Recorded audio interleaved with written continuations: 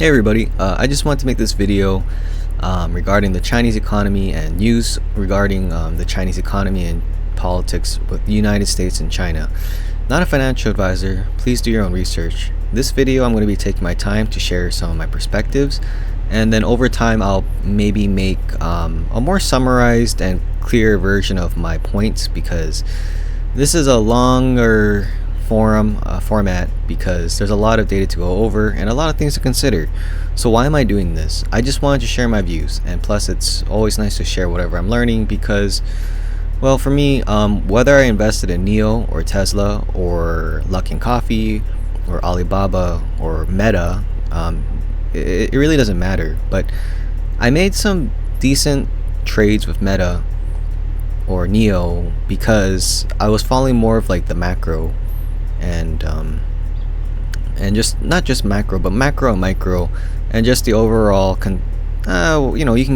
can pretty much gauge the entire world and how it's going, and then see where your company fits and then determine, hey, do you think this company is going to do well, and is the stock's price a good value to you? But with that being said, yeah, so I just want to share my views because I always look at things at a macro level first, and then where my choices of where I allocate my money fits that. So I will be taking my time, and I will be going over this slowly because my thoughts and views are constantly changing, especially as new things are occurring. So I talked a little bit about APEC, the Asian Pacific Economic Committee, which is going to be starting in 2 days from now on November 11th. And this is important because the APEC is going to have a lot of like the top, well, basically it's an economic forum in a sense where people talk about trade, politics, and geopolitical relations and all these other things. And it's going to be hosted at San Francisco. I believe that it accounts for anywhere from 40 to 60% of our GDP, the countries that are going, and it's not just like the United Nations. They actually get things done, and you're going to have a lot of the largest names, like Xi Jinping is going to be there, and Joe Biden is going to be there.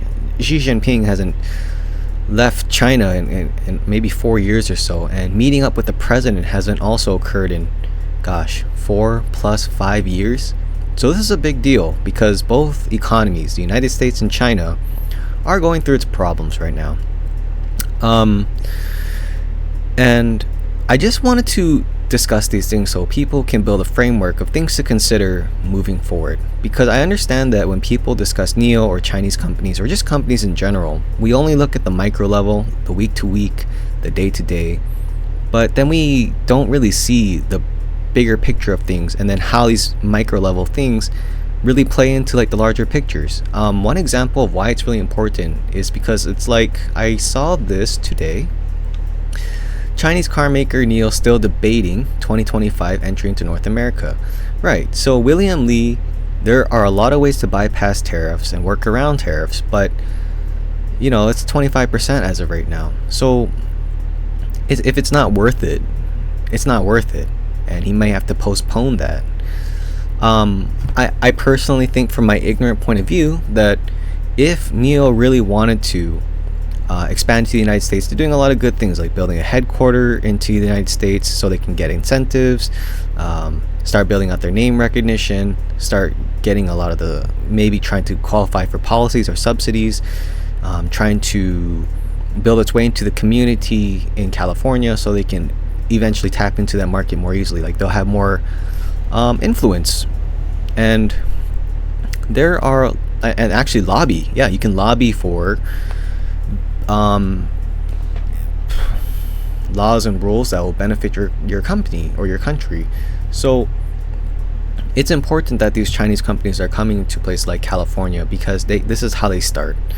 And the California and the United States really do need Chinese companies, whether it's because we need their imports or exports, or we need their businesses to come over and help revitalize economies where there was mass exoduses during the migration of businesses to more favorable tax conditioned place like red states.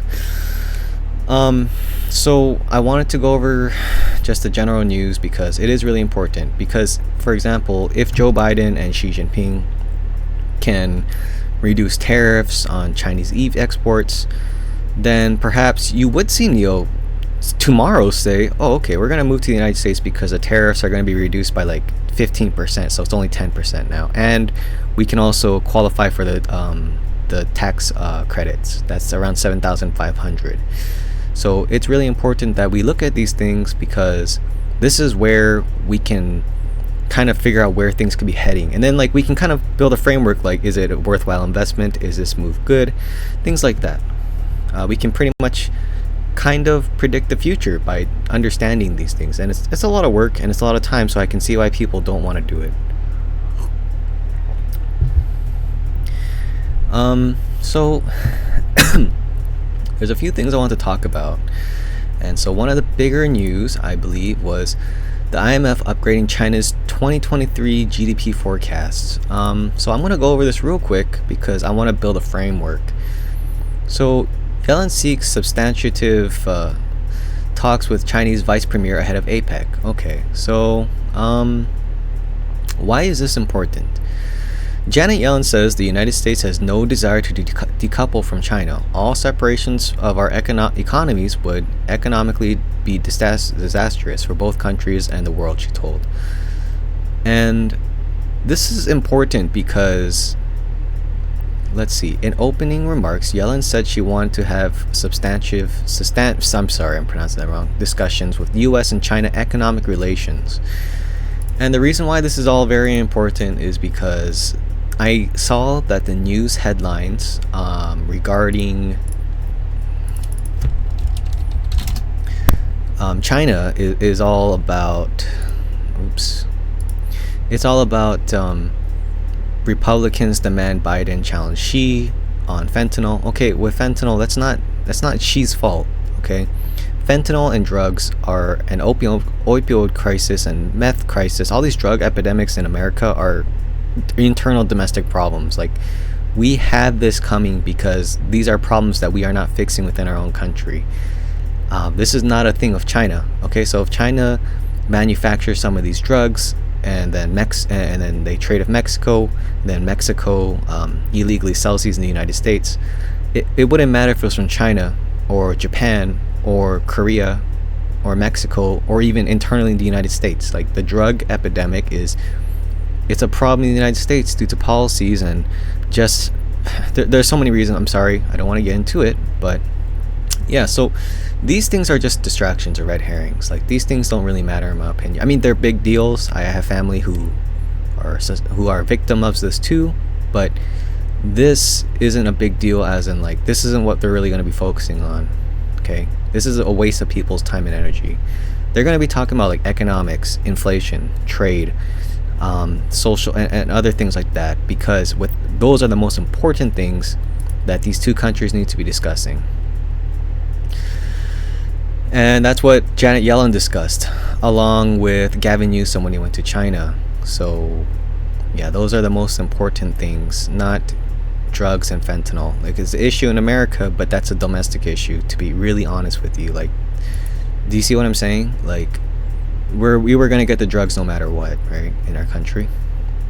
So I'm gonna close this out. Another thing, so yeah, with China's GDP, the IMF is upgrading the 2024 forecast, which is a good sign.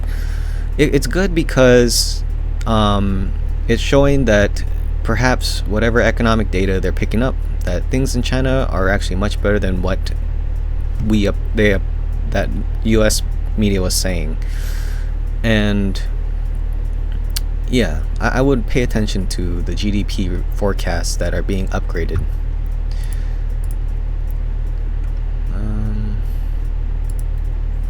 So I also wanted, before I get into tariffs, I want to look into this a little bit more. Biden considering a move on Chinese good tariffs treasuries. This was made in May 31st, 2022. It's currently, it's been about 6 months and a year ever since then. So when you review something like this, it it's not, once you make a decision, you can't just implement it immediately. You have to go over time. Yeah, it takes time to implement things, right? There's lag effects. So just like any kind of like interest rate hike or moves within a company or decisions made at a, it takes a long time for these things to actually play out into the economy. Like if you lower interest rates tomorrow, yes, there are things that will change, but to actually see the effects of low interest rates will take time to actually play out, which is the lag effect. So if you actually go through the 301 tariff actions and exclusion process for China, it discusses how it works and what's being tariffed and things like that. But you have to remember that tariffs are pretty much a tax. So, I don't know if all the tariffs really matter. In my humble opinion, I feel like a lot of the tariffs have been working against the United States, and a lot of it's being placed onto the consumer. So one example we see here is that NVIDIA relies anywhere from 10 to 30% of its revenues from China. And whether or not we make these tariffs in the United States or not, NVIDIA just developed 3 new chips to work around the tariffs. So it's like, do these tariffs really work, or are US businesses going to keep working around tariffs? Also with tariffs too, it's like there comes with a lot of repercussions when it comes to implementing tariffs, because what this can cause is like retaliation. Like you can have the Chinese stop buying our debt, you can have Chinese flood our economy with goods and services and lower their prices tremendously so they can outbid our current markets in the United States. There are so many ways that the Chinese can retaliate that it may not be worthwhile to actually have this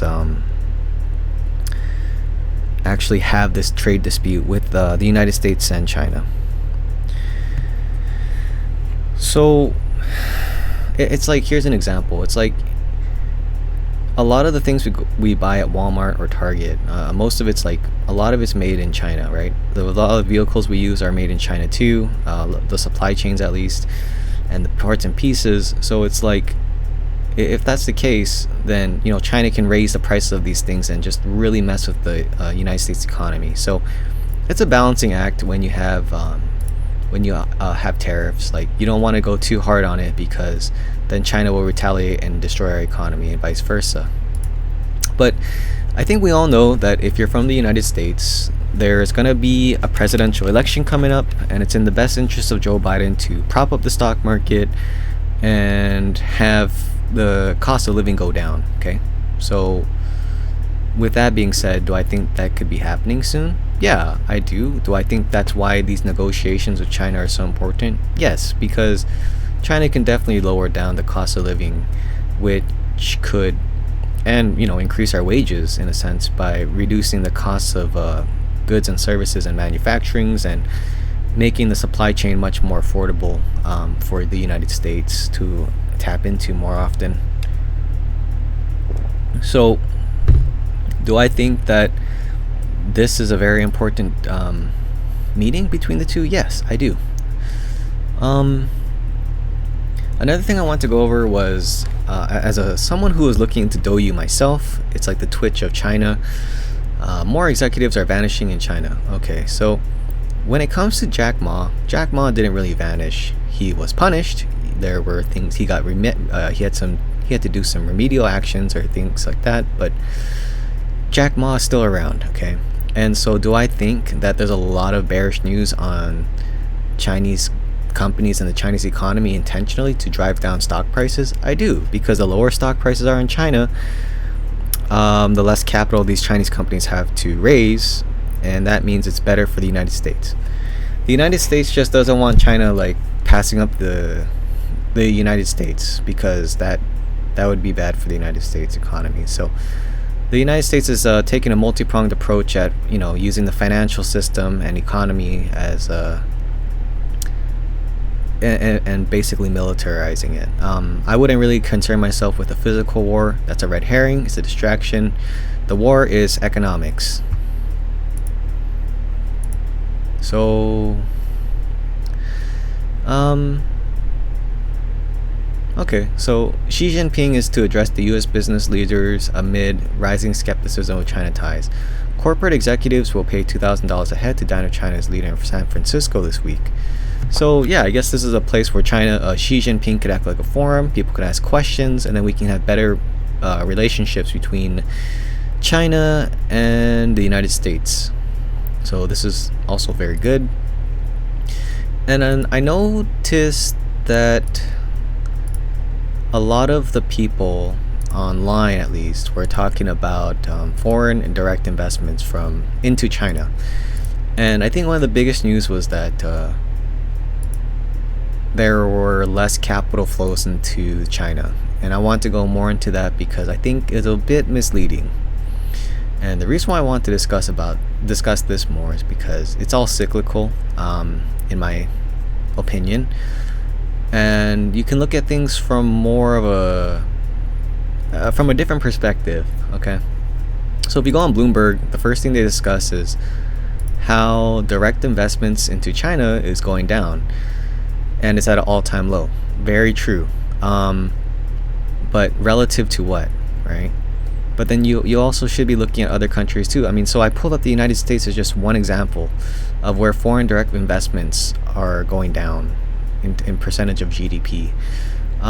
So look, like, these two countries have relatively had times of booms and busts, and it seems to me like both the United States and China are at a decline in their foreign investments. And this is just it's probably normal because, well, we're going through a recession right now. So if you also want to take a look at the foreign direct investments, you can go on I think this is the World Bank's website, and you can pull up the data. A lot of these countries are seeing value decreases. Some are increasing, but when it comes to like larger economies, we are seeing a decrease. But look, I just want to look at the Cayman Islands. That's interesting.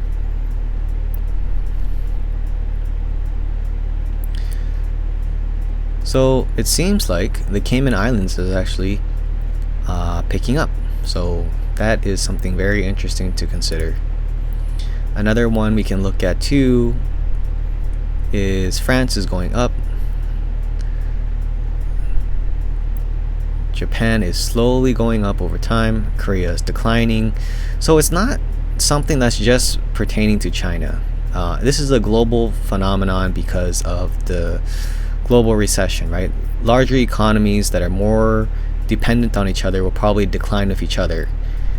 So on a large time frame, you get a better idea of how things are truly going. So it's a bit misleading. When I was looking at the Bloomberg news, it was reaching all-time low, but the United States foreign direct investments are actually rising. And it's very much the same thing with China too. Like, these things are going up over time. Yes, there are booms and busts. There are slower periods, but overall, if you look at the trend, the tips of these this data here, you can see that overall it's going up. It's an upward trend with, of course, some with some exceptions, but yeah, it's at an overall upward trend.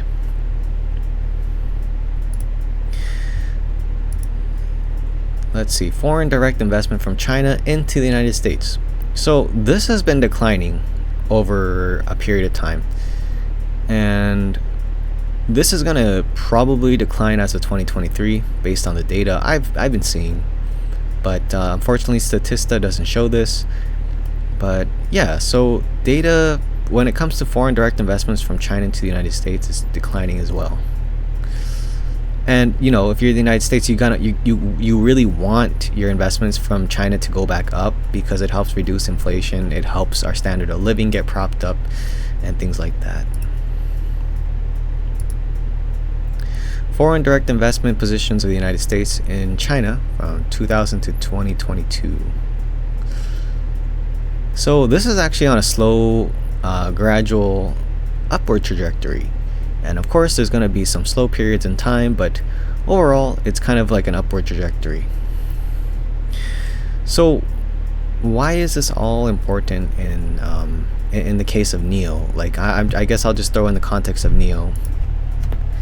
It's important because understanding like the framework to work with can help you better understand like what does William Lee and Neo have to think about, right? Because Neo as a company doesn't only have to worry about the day-to-day and the week-to-week. They also have to worry like, oh, okay, if they want to expand to the United States, how possible is this?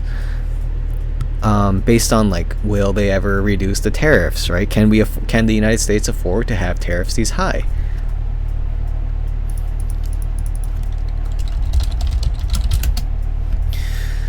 So overall, I think that with all the news considered, I think that this is going to be a really good thing. We have to remember that Joe Biden, in order for a president to get reelected, you need a strong economy, you need cost of living to go down, you need a surplus, you need to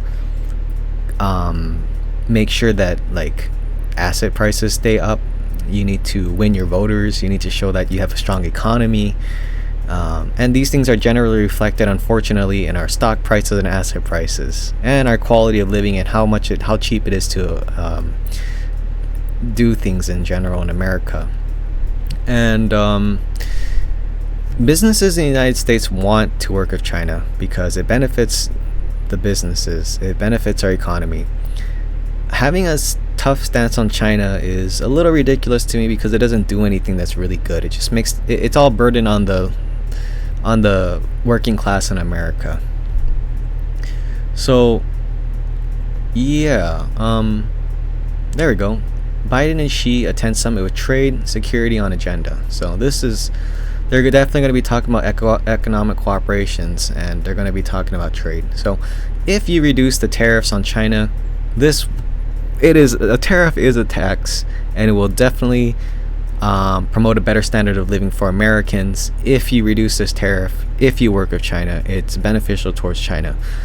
And in my humble opinion, I think a lot of these tariffs towards China has been really ineffective.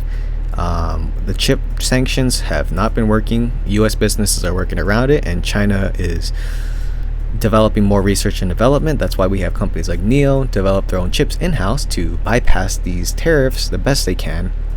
And Chinese chip companies are also catching up with with the United States chip manufacturing as well. Another thing I'd like to discuss too is that it's like if you want to reduce the cost of living, if you want to reduce inflation, you need Chinese goods and imports and exports. When you talk about the supply chain is the United States. So that's just the news I want to go over today when it's about China, and I will probably go more into some other things. But that's all I'm going to talk about when it comes to the news. But there are a few other things I want to point out as well, and that's regarding the moves made by Xi. And if you wanted to know more about that, I'll discuss it right now. And I wanted to share some important things in my opinion because it all shows, it's pretty much an indicator that I would assume that investors are looking at. Okay, so one thing we need to look at is there's a list of things that we need to consider that businesses looking into investing in the United States need to have. One thing is understanding the trade war. So let's see, do we think this is getting better or worse? And I'll make it easy as this. In the US, bystander countries increase exports. High level of US-China trade discussion set for this week. So if high levels of US and China trade discussion for this week is going to occur, then I think that over time trade disputes will have to go down because this will help both economies over time. And well, Joe Biden the Democrats need to win this election. So yeah, I think it's going to be reduced or lowered, or there's going to be like laws to help promote trade. Another thing was that we saw a lot of crackdowns from China, and when it comes to like the Chinese crackdown in terms of transferring of power, like this is nothing we can change. Like Xi Jinping is gonna be the president for I don't know how long, but it's like, does it really matter though? I mean, look at the United States. You have Democrats and Republicans both beholden to the same businesses and oligarchy. So like, I understand like people's concerns, but I don't really think freedom in the United States is that much of a thing. Like, just because you have a voting system doesn't mean that things are free. Like, that's why people are like always disgruntled when it's a choice between like Hillary Clinton or Trump or Joe Biden and Trump. It's like no one's really happy with these choices. It's just the same two old white people working for the same businesses, not caring about the people. So the transfer of power was a big concern I had noticed, and I don't think that really matters. So I think that's a red herring. I think it's more about trade war. The election terms, same thing. I don't think it really matters. We're not really free in America either. We're very much authoritarian, imperialist, and colonialist, so it's not a big deal. Another thing, let's see. Political corruption, same thing. Both countries have political corruption. Doesn't really matter. One is not worse than the other. It's just that you can pull up more because China is 5 times bigger. Let's see. There was crackdowns on Bitcoin, but no government really wants cryptocurrencies to exist anyway. They don't benefit from it. You need people to spend money with the US dollar in order for it to get value. There was the fintech crackdown. One was Ant Group, but it's like, again, we have our own fintech problems too. We also have our own financial problems too, with like Sam Bankman-Friedman and cryptocurrencies in general. Like, we have our own issues when it comes to the United States, and our own banking crisis as well, like SVB. Another one is like the crackdowns on international listed companies, or VIEs, like are your shell companies. This has been such an issue, a long-going issue for such a long time, that I think, in my humble opinion, the SEC is working with the Chinese regulators in order to keep these companies listed as they are, and it's just to perpetuate the status quo. I believe that, and from my understanding, that China agreed to have the audits reviewed by the PCOAB, so I'm not too worried about that either, because I think when it comes to delisting fears, I don't think people are generally too worried about that anymore. And then we have also things like international listings like Didi. In my opinion, with Didi, everyone kind of already knew that Didi was not something that's supposed to occur, and this had only occurred during I think it was the 100th year Chinese celebration, or the CCP celebration or something, and they got away with it. But I think a lot of people who follow Chinese stocks understood that Didi's listing was not a good thing, and there was a lot of controversies and skepticism behind that too, because of the nature of how it was listed, and it was against like the Chinese government, and there was a lot of things to be concerned about Didi. So that's not a good thing. But I did see recently that Chinese company Zeekr is planning to list. So yeah, I think that we could see more Chinese companies listing over time, and just companies in general.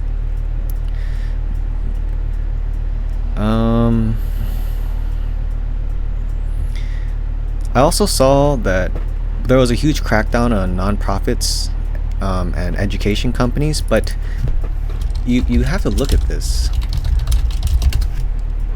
It's really interesting to me that despite this occurring, Chinese companies, education companies, have been one of the best performing stocks of this year. So perhaps this is a sign that efforts are being made to, like, where China is like walking back on a lot of the policies that they created. Like, they're making these policies, and then there's a strong reaction from the markets, because the markets were overdue for a pullback anyway, and they just looked for this as an excuse. And over time, we're starting to figure out the framework and how things work, and we're seeing that the stock's price are reflecting that, things weren't as bad as they seemed, or they're adapting to these new policies. But you guys have to remember something too. Like, during this time, it wasn't just Chinese companies that crashed. It was like every company that was crashing. And it's probably because it's not really just a China thing. It's a global thing. It's a bear market. So it wasn't just Chinese companies. It was all companies crashing. And if companies lost like 90% of their valuations, it's not just Chinese. It's United States too. It's a global economy. So yeah, I think that it's apparent that perhaps people are seeing big changes and understanding things, and the conditions for these companies and businesses in China are just becoming more favorable again. So maybe they see something we don't when we're just looking at the performance of these companies. 147%. I understand that the gaming and tech companies have also been going through some scrutiny too, but we also see a recovery, at least relative to their all-time lows. Alright, so this was the low. We're at 190 for Tencent. You can probably look at Baidu and Alibaba, very similar things. Generally all around the same time. So there could be some easing of regulations and things like that. And we also saw that the real estate market was being popped in China as well, but that was intentionally made. And the whole point was that Xi Jinping and the Chinese government don't want real estate to be so speculative and so high, because you need more people when you have urbanization. You can't have real estate and prices inflated too high. It's not good for the general economy. And you can direct capital flows into other forms of investments like traditional assets rather than just homes. I don't want to get too much into that. Maybe one day I will, but you guys have to remember that China is 1.4 billion people. So that means like things that seem really extreme to us in the United States maybe aren't that bad in China because their population is so high. And that's why there's so much like China's going to crash kind of news, but they never really crash. They just keep going. So overall, the data seems pretty good, and I'm gonna be really excited to see what happens in the next week, and then maybe we can decide what's gonna happen then. So yep, with all that being said, I hope you all have a good day. Perhaps when I am a little bit more well rested, I will review everything I've said, and I will make a more condensed version of it that maybe I can give a better share of my understanding of things, okay? But I have been very busy too, so with that being said, I hope you have a good day, and yeah, consider the news. The news is very big. A lot of great things are happening in my opinion, and I think investors should really be considering these things outside of just the business day to day, so they can get a better idea of how things could occur moving forward. You can play CEO yourself, okay? Here's an example. Try pretending you're William Lee, and then based on like the news, the politics, the geopolitical atmosphere, environment, business and economic environment moving forward, with all those things being considered, then decide what your company should do. Should they stay and maintain the status quo? Should they keep waiting, or should they expand to other markets, for example? Things like that. So with that being said, I hope you have a good day.